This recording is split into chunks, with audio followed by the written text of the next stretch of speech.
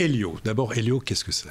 Alors Hélio, on est un acteur français indépendant qui travaille sur l'ensemble des consommations énergétiques de plusieurs typologies de clients. Donc, c'est-à-dire qu'on va travailler autant pour le particulier qui a envie de réduire sa facture énergétique, de faire baisser sa consommation, mais on travaille également pour les collectivités territoriales, pour l'industrie, pour l'agriculture, pour le transport. Et donc tous ces clients, tous ces consommateurs ont besoin, dans leur chaîne de valeur, de réduire leur consommation, de faire baisser leur facture. Et donc nous, ce qu'on fait, on va faire un diagnostic. On parlait de diagnostic tout à l'heure, on va faire une photographie de l'existant, on va détecter, on va faire de l'ingénierie technique, et une fois qu'on a cette photographie, on va préconiser des scénarios de travaux. Donc en fonction du diagnostic, on va dire, voilà, votre maison consomme trop, votre système de chauffage n'est pas assez performant.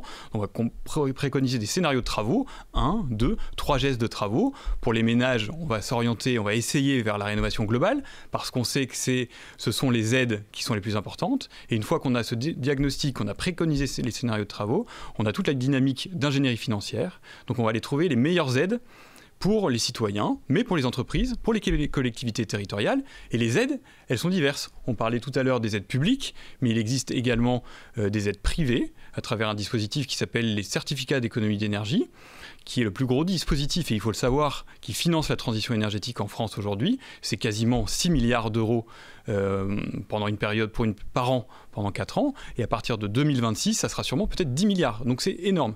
Et donc ça, on n'a pas forcément une très bonne connaissance, et nous, on va apporter ces financements, on va aller les chercher, et on va les mobiliser afin d'aider à financer des travaux de rénovation énergétique, mais pas forcément, ça peut être également pour des communes, on va changer leur... Des exemples justement, des communes en région, qu'est-ce que vous avez fait concrètement ? Alors concrètement, par exemple, pour la ville de Laval, qui a un maire qui est extrêmement dynamique, Florian Berco, on a fait plusieurs choses. On les a aidés pour leur école, notamment pour une école qui s'appelle Jules Verne. Monsieur le maire nous a dit, moi, si j'ai pas de financement extérieur, je ne pourrai pas engager ces travaux parce que c'est une somme trop importante pour nous. Et donc, on est allé lui mobiliser des aides à travers les certificats d'économie d'énergie notamment, et on a isolé cette école, et on fait une isolation thermique par l'extérieur, un montant d'à peu près un peu plus de 100 000 euros. On a réussi à lui mobiliser plus de 20 000 euros, donc plus de 20% des aides. Donc pour lui, c'est très important, et pour les communes, c'est extrêmement important d'avoir des gens, des acteurs indépendants, des acteurs qui connaissent très bien cette moulinette entre guillemets des aides, et qui vont mobiliser les aides locales, les aides européennes, les aides privées, et qui réussissent à réduire le reste à charge. On a fait également autre chose. Il y a des aides qui sont pour l'éclairage public, et on a réussi pour la ville de Laval à obtenir quasiment 400 000 euros d'aide. Donc il y a des aides qui existent, il faut aller voir les bons acteurs, il ne faut pas hésiter à poser des questions, se renseigner. Pour les ménages, aller voir les dispositifs publics, aller voir France Rénov'. Si on a envie d'engager une rénovation globale, on va aller voir mon accompagnateur Rénov', qui va vous organiser, vous aider à prévoir vos travaux, à engager, à savoir ce qu'il faut faire et à vous accompagner tout au long du processus de travaux. Et ça, c'est extrêmement important. Et nous, Hélio, on est vraiment un acteur qui accompagnons l'ensemble des consommateurs d'énergie de A à Z dans leurs projets. Et vous menez notamment des études auprès de propriétaires bailleurs, aussi des Français en général. Qu'est-ce qu'il faut retenir des différentes études les plus récentes sur l'engagement et la peur aussi des Français sur l'évolution de l'énergie, des prix de l'énergie ?